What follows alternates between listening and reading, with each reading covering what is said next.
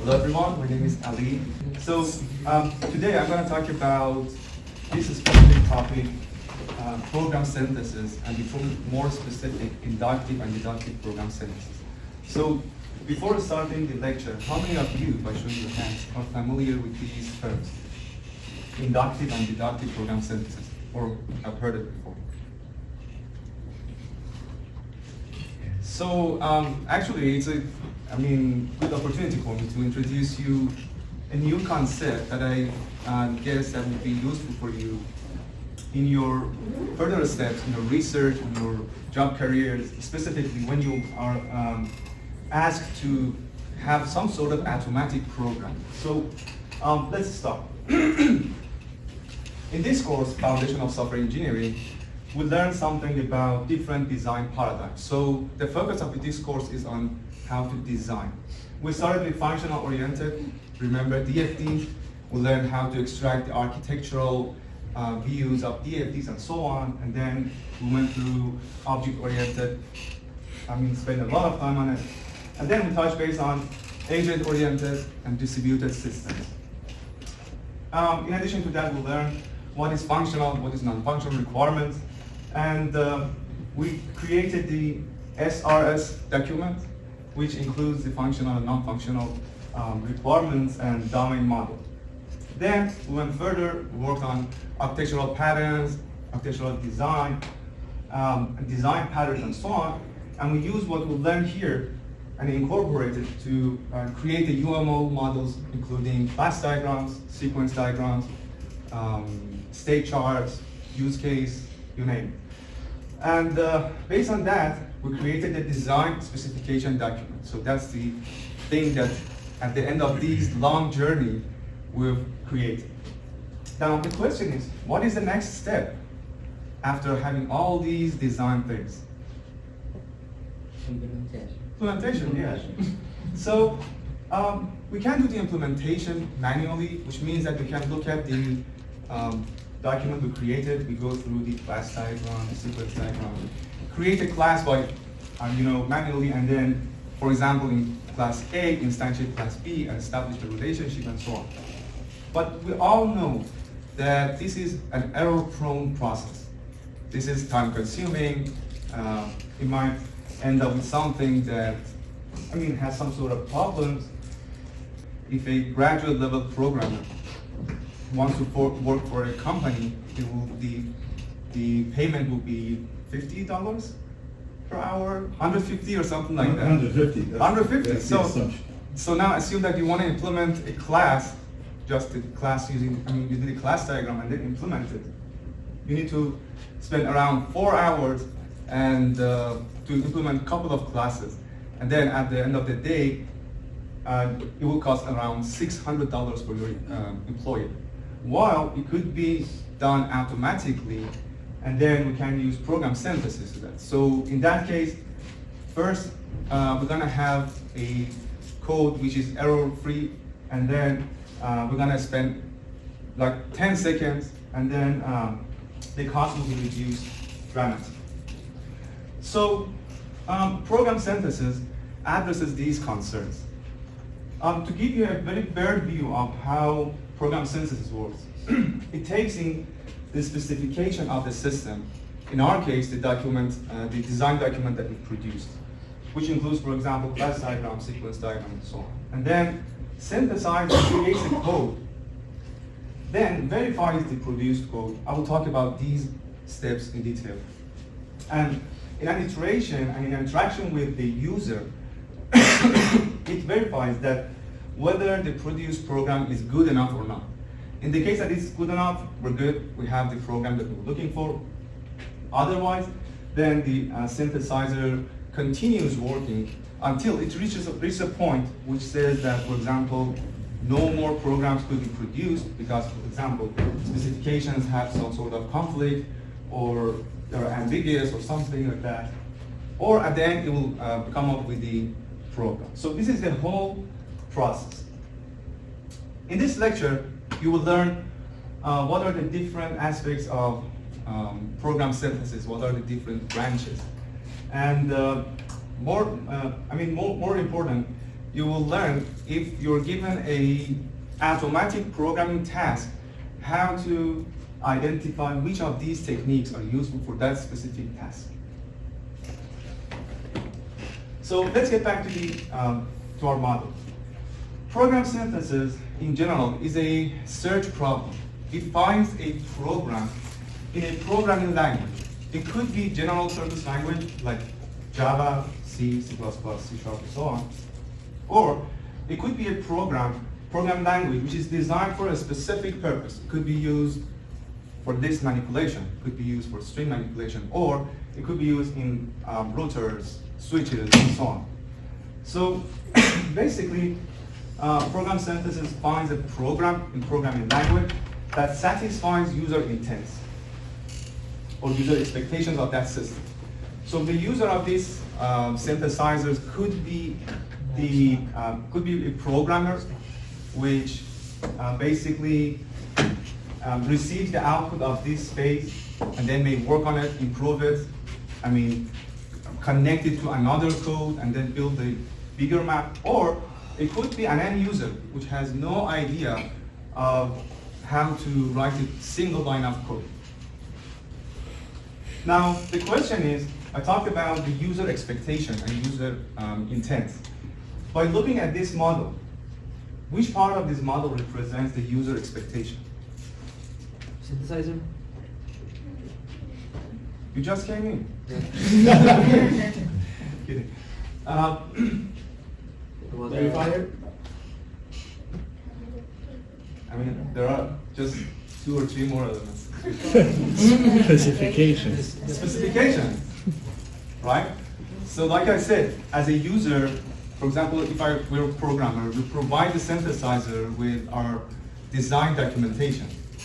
So that's the specification of the model or of the final program. Now, based on this specification, we can categorize program synthesis into 2 different branches.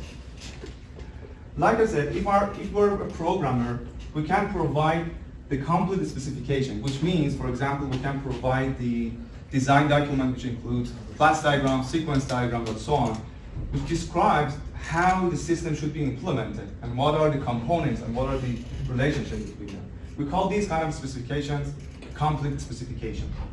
Or if I'm an end user and have no knowledge about programming, I can provide some sort of examples of inputs and outputs of the program and try to describe the behavior by providing some sort of sample. That kind of specification is called incomplete specifications. So if we have complete specifications, we're talking about deductive program synthesis. And if we're talking about, and if we have incomplete specifications, we're talking about inductive program synthesis. Any questions so far?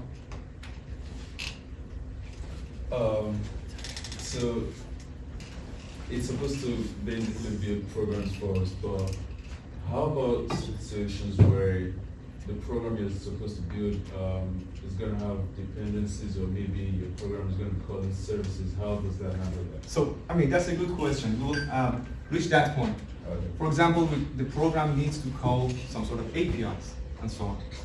That's a good question. Let's continue. At some point, we will answer that question. We're good? Okay. So, in deductive program synthesis, the synthesizer takes in the specification of the system, which includes the class diagram, sequence diagram, data model, and so on, and then incorporates it to create a concrete program. So basically, it comes from a general view of the system to a concrete program. Okay? There are a couple of applications of these kind of synthesizers. I remember years ago, I used to use rational rules. How many of you used rational rules? So I remember that we were able to create the class diagrams and sequence diagrams and so on in rational rules, which supports the UML. And there was a tool which were able to generate the code, the classes, based on the design. So that's one of the applications of deductive program synthesis. The other kind of deductive program synthesis is program transformation. So these kind of tools take in a program and then generate another program which behaves the same, exactly the same. Can you tell me one famous sample of program transformers? We were using it every day. Compilers? Yeah. So compiler takes in a program, in most cases, in higher level, for example, Java, and then produces bytecode. But we have compilers, at least in theoretical level, that take in a program in Java and produces a program in C# or something. So these are program transformers. And of course, the code refactoring thing, again, you have a code that already works, have the behavior, and then based on that, the deductive program synthesis or synthesizer creates another program which mimics the behavior of the code, but in another shape. Well, the question is this approach sound? By soundness, I mean that, is there any guarantee that at the end of this process, we have a program that satisfies the user expectation or user intent? Any idea?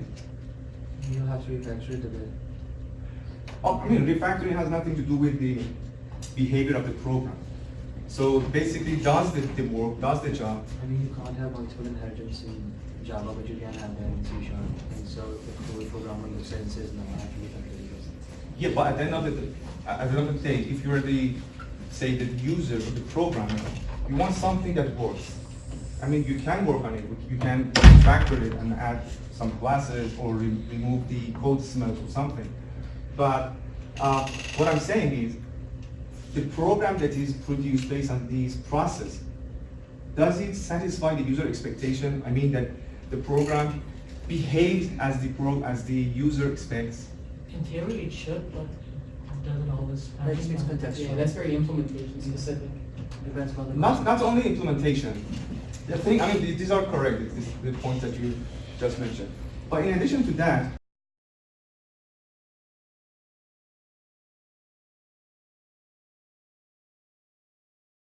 for example, in 40% case of software production cases, because of not collecting the requirements in an engineering way or something, we have failures.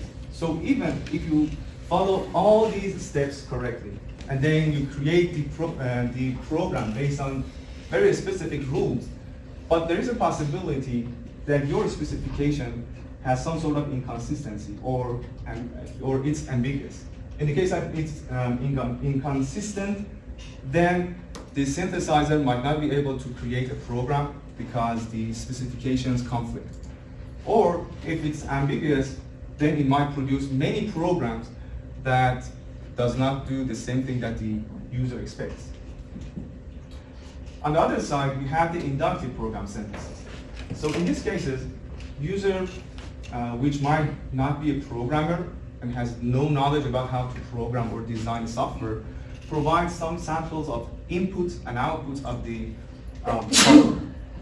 And then the synthesizers actually generalize those samples and goes from specific to the general and produces a program. By showing hand, how many of you use the flash fill tool in Excel, Microsoft Excel? eons ago. Really? I used to use that eons ago. So, I mean, let's take a look at it.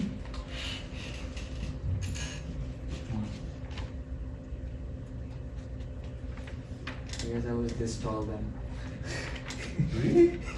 It's new. I mean, It's not that. it's around 5-6 years. That's what I said. Yeah. I grew up fast. Yeah. Really fast. So here I have the list of the class, and now I want to extract. So each cell contains the last name, for example, first name, username, and role of each of us in the class. And now I want to extract the last name and put it in a separated cell. So I'm going to just Yeah, you got a nice profile on us. profiling everybody. Stay please. So what I'm doing, yes. copy it. Paste it here. Fine. Now, if I want to do the same for the rest of the class, it's time consuming, but it's feasible. Now, what if I, instead of 27 person, I have thousands of rows? It's infeasible, I cannot do that.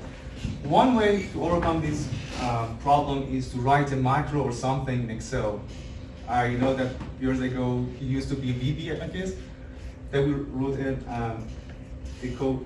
Or the Java guy is not here. I mean, you might use a Java code to take in the Excel file and then extract information and put it in the separate Excel. But if I'm not a programmer and I have no knowledge about how to program, then that's a problematic thing. So Microsoft Excel has provided a tool here called Flash Fill. I can go over it and then press on Flash Fill, and then voila, it generates everything that I'm doing. I can do so for the first name,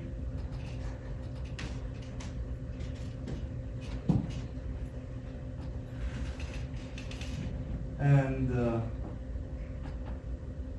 basically it will be the same, right?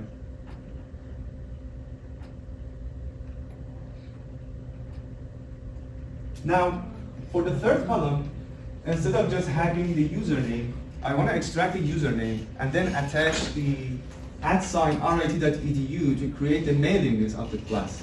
So that's a bit more complex task.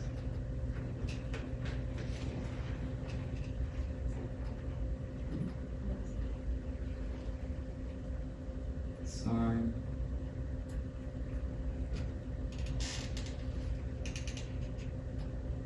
Let's see what happens.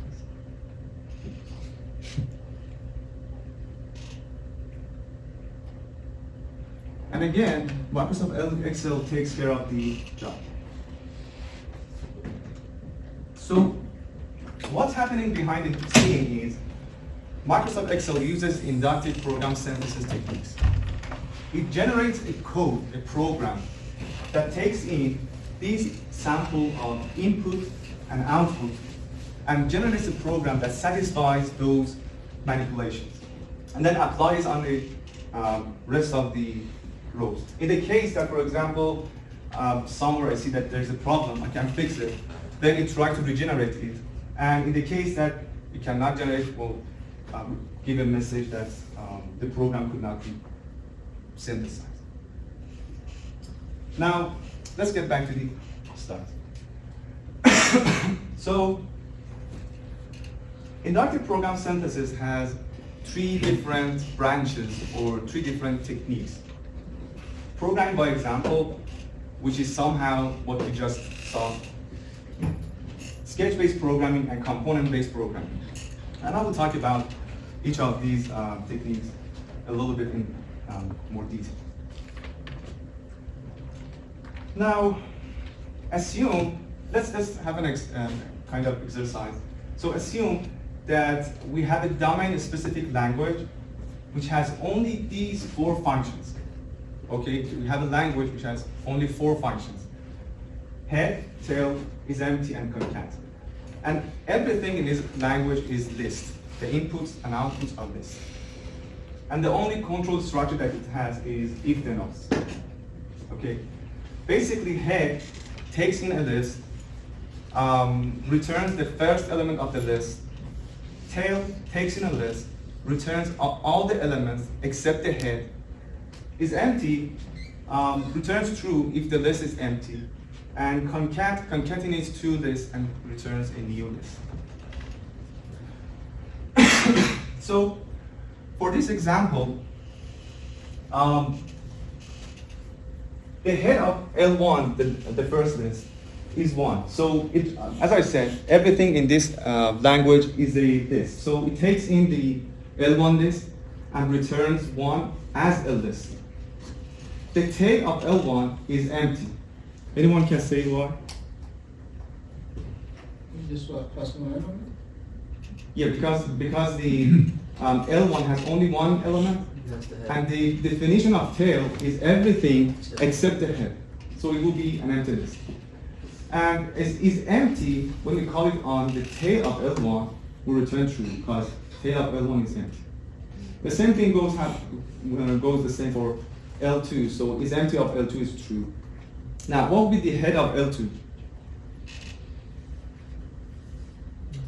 Nothing. It will be an empty list. And for L3, the head of L3 is 2, the first element. The tail of L3 is 3, 4, 5, and is empty when we call it on L3, it will be false because it's not empty, it has elements.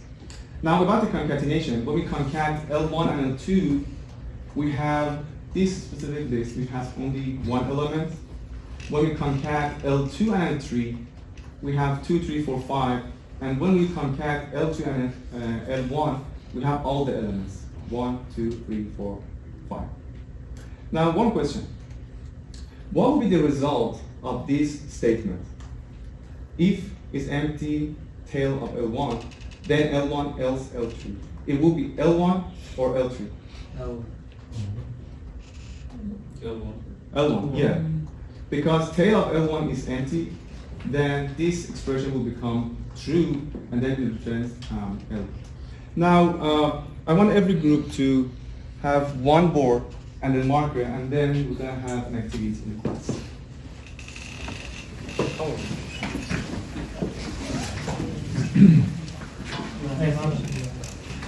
We have some more. No pressure.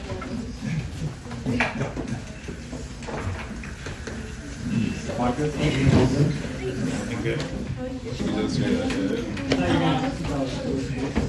can't be rude. You can be rude. All right. So everyone. Okay. Now, assume that we have the same domain-specific language, the same operation, and the same control structure. If I provide you with these pairs of inputs and outputs, can you give me a function or implement a function using only these elements in this language that satisfies all these inputs and outputs? Is it definition? Yeah? Yes. I mean, you have to do that? Yes. So is the problem?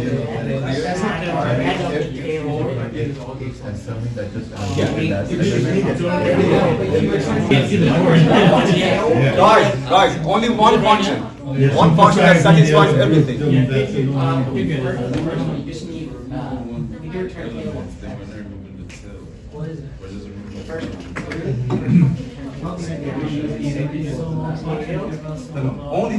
Only these functions, nothing else. So to help you a little bit, you can have a recursive function call. So just use the recursive function. All right, so I think that almost all the groups have the answer. It's always something like this.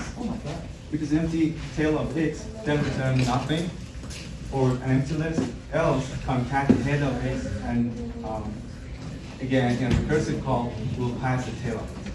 Basically, what it's doing is the flip side of tail, right? Tail takes in the list, removes the first part or the first element, and returns the rest. But this function or this example are demonstrating the situation that you are receiving the list, removing the last part, the last element, and then returning the rest. So that's exactly what the inductive program synthesizer does. It tries to find the program that satisfies these programs. Sometimes you put some constraints like this. You can only use these APIs like the question that you asked. So, like the question that you asked, that if you want to use the services or APIs and so on, so you can put these constraints, and then the program synthesizer is forced to use or incorporate those APIs while generating the program. Well, this is the actually more detailed view of how inductive program synthesizer works. It takes in the incomplete specification. It could be examples like what we had, or it could be counter examples, like the user provides some sort of inputs and outputs and says that if I give this input to the program, it shouldn't generate that output. And then, in addition to that, takes in a background knowledge which contains the domain-specific language or general purpose language and APIs that you should use. And first, it generates some candidate programs. These programs will be generated, and then through a verification process, the program will be tested against the examples and counterexamples and so on. In this phase, the inductive synthesizer will generate more inputs and outputs. Because the user of this synthesizer is not someone who is fluent or is not knowledgeable about how to write a code or write a program. So just can take a look at the input and output. It says that, okay, this is what I want or what I don't want. In the case that the user says that this is the program that I'm looking for, we have the program that we're working on. On the other hand, the produced inputs and outputs will be considered as counterexamples and will be incorporated to create a new program. And this iteration goes on, and then at the end of the day, we have those programs. So let's take a deeper look at how candidates will be generated.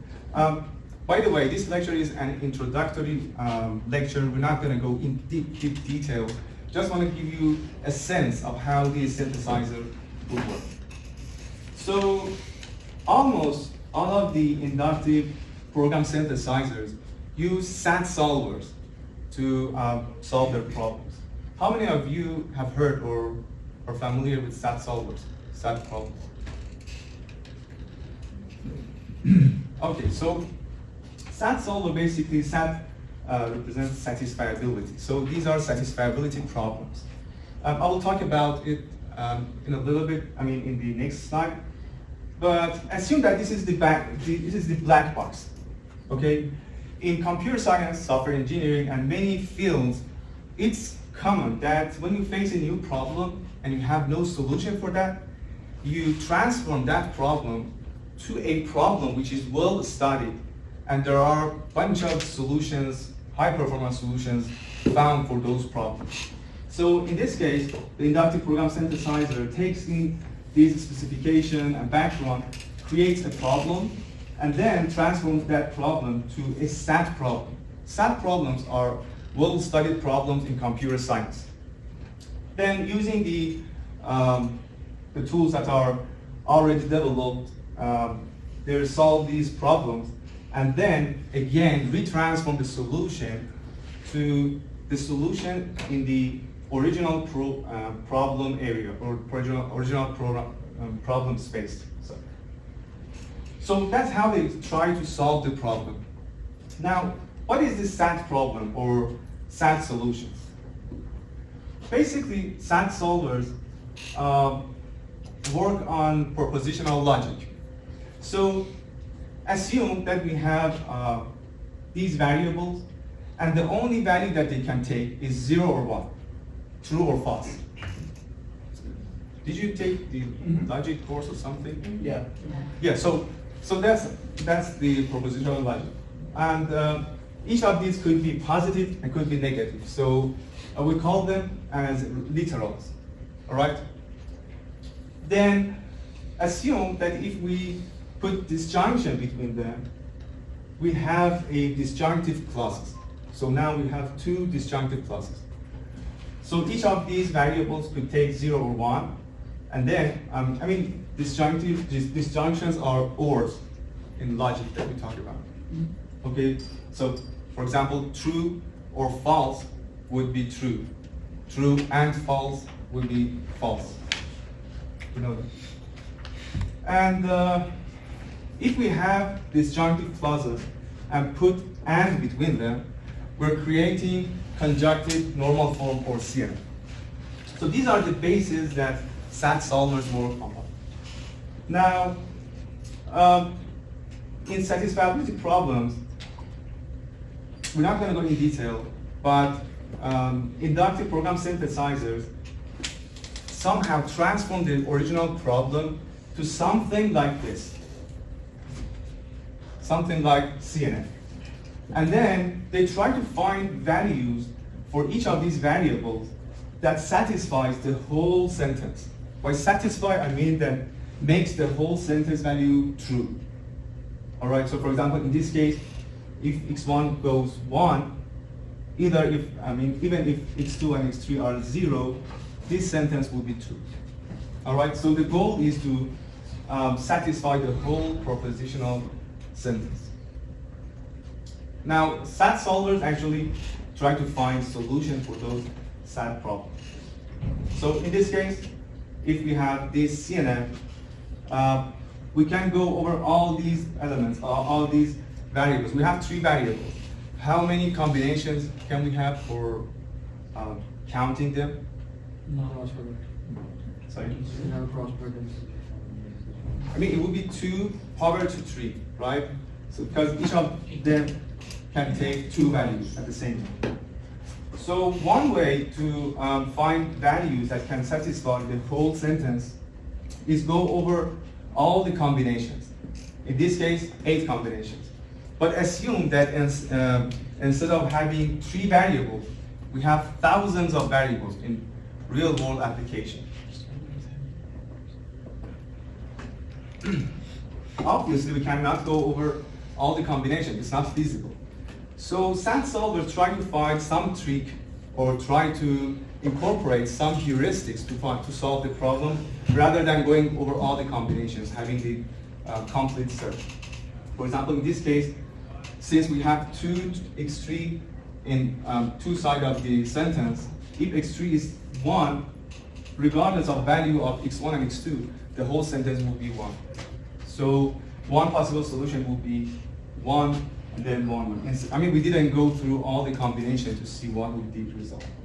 Or in this case, for example, since we want to have each of these sentences to be 1, we need to have x1 1, okay? If it's 1, then not x1 will be 0. So not x2 should be 1. Then it means that x2 should be 0. Then if x2 is 0, x3 should be 1. So basically, without going through all the combinations, we solve the SAT problem easily in 3 steps. So these are the tricks or heuristics that SAT solvers try to incorporate to solve the whole problem. So inductive program synthesis is a new field. It used to be in different fields, but it's around 13 years that became a new independent field. So it has many intersections with different fields. For example, machine learning, AI, software engineering, and so on. Now you might wonder that what would be the relationship between inductive program synthesis and machine learning. I can give you an example. So there are many machine learning techniques used to extract the API usage models or API usage patterns in projects, in repositories. I think that some of you had, in your reaction activity, had a paper that will talk about these kind of things, finding patterns of API usages in programs. How many of you had these kind of papers? Yeah, so there are 3 types of API usage pattern minings. The first one is, for example, they try to find co-occurrence of APIs. For example,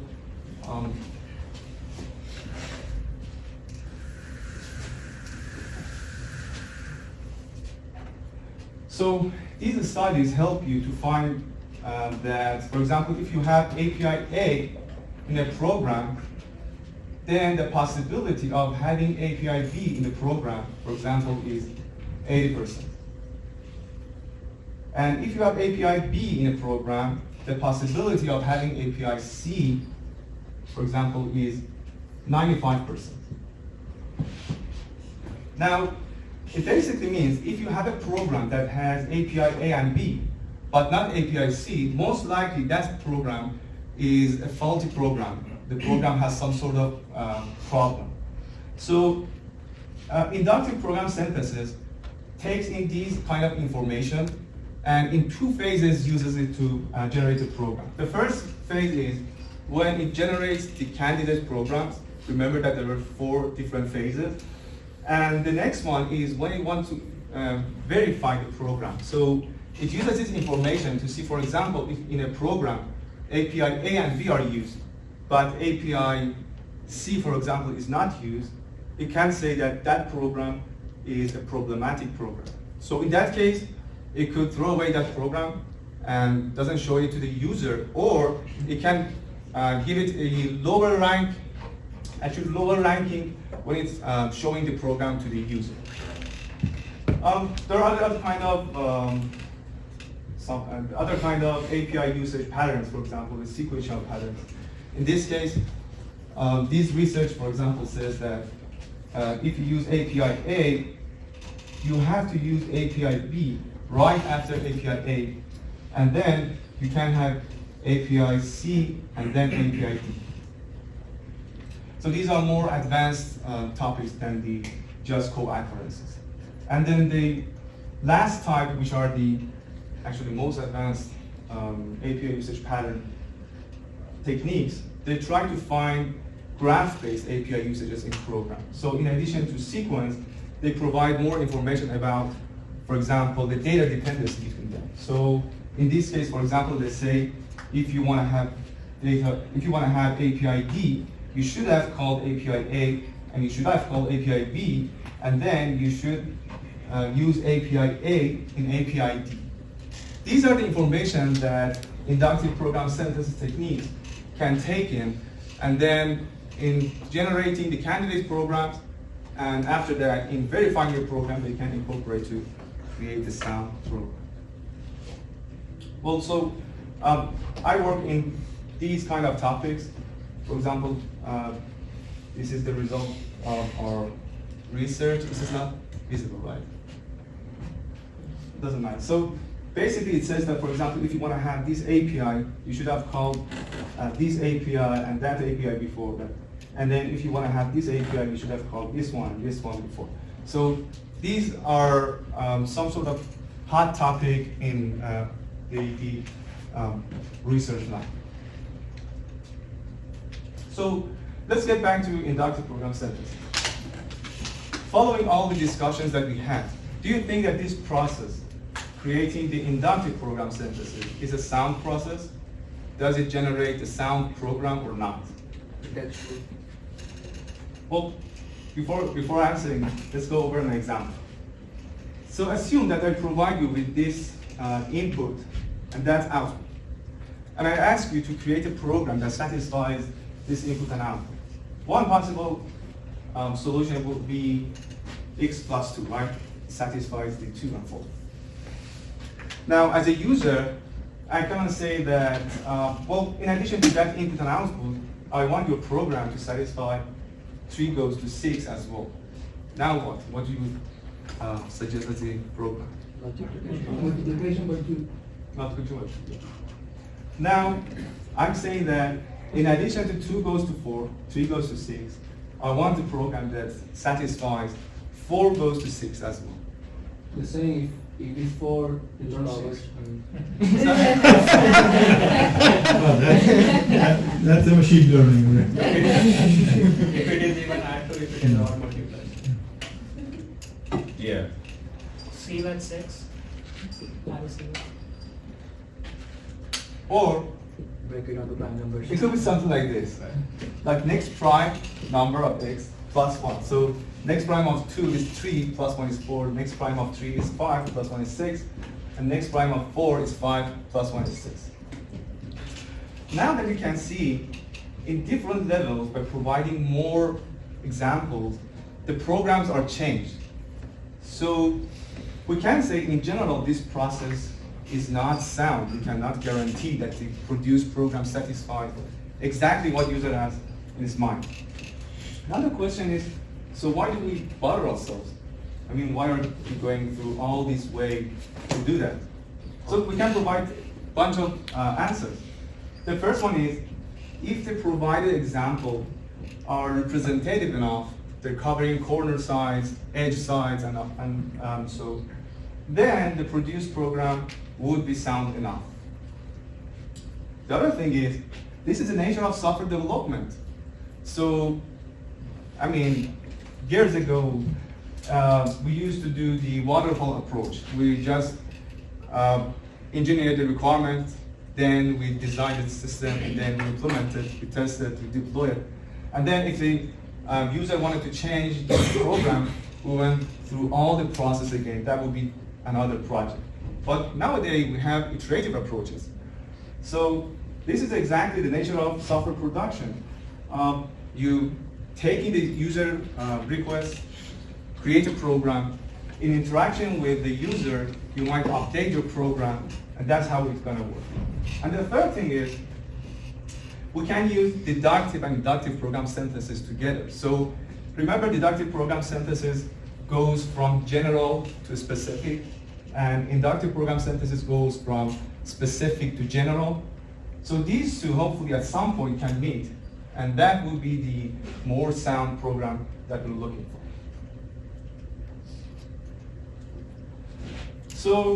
So far we covered the programming by examples. Everything that we saw has some sort of programming by example in it. But there are two other types of inductive program synthesis, and I'm just gonna provide an overview of these two. I'm gonna give you a sense of how it looks like. So in sketch-based programming, now the user of these kind of inductive program synthesizers are programmers. They're not users anymore. So the programmer starts working on the code, creates part of the code, the structure of the code, but at some point has no idea how to write this specific part of the code. So we say that in these cases, programmer puts a hole in a program. In addition to that hole, it provides some constraints that describe the behavior of the code in this specific location. So for example here, this is a very sample, very simple sample, but it's illustrative enough, I think. So here, user want to put some number here, but has no idea what to put here. And then adds a constraint and says, at the end of the day, y should be equal to x plus x.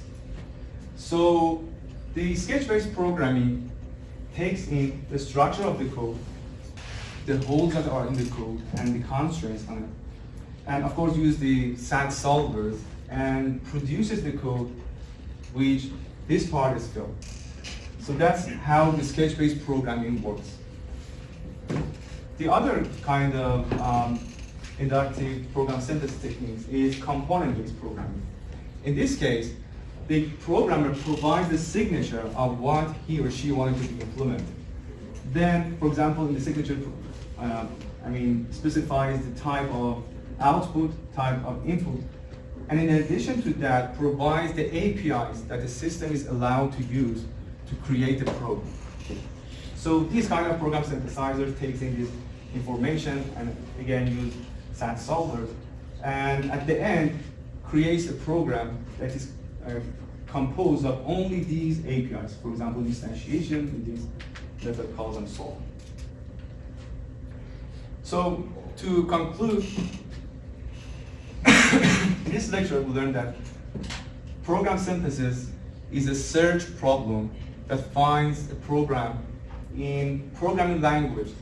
It could be general purpose language, or it could be a domain-specific language, and which satisfies, by the way, the user's expectation. If the specification provided to these synthesizers is a complete specification, it's inductive or deductive program synthesis. We showed. Deductive. It's deductive. And if the specification is incomplete, of course, it would be inductive program synthesis. And we'll learn that there are 3 different techniques in inductive program synthesis. If the user provides some cases, some samples of inputs and output, and then wants it to be synthesized, which of the Programming by example. programming by sample or programming by example, if the user provides the structure of the code, and then leave some part of the code unimplemented and provide some constraint on it, it would be sketch-based, of course. And if it provides the signature of the code, and then the API that could be used or incorporated to create the code, it will be component-based program. If you're interested in this specific topic, I personally recommend this article, Program Synthesis Foundations and Trends. The other article focuses more on inductive program synthesis. You can use it as well. There are many resources out there you can just find. So each field has pioneers. In this field, inductive program synthesis, these two guys are pioneers. Armando is a professor at MIT, and he actually introduced sketch-based programming as part of his PhD dissertation in 2009. You can see that how young is this field. It's actually an emerging field. And Goldvani, he is a famous researcher at Microsoft, and actually he is the one who created that flash fill tool that we saw today. Actually, he and his team, of course. And he introduced the programming by example concept to the community. He has a lot of papers in this specific field. Well, thank you, everyone. If there is any questions, please let me know. In this specific lab, if you have any question, you can stop by, you can send me an email, and then we can have a chat. Obviously this is like ways away from being implemented full scale for a lot of things.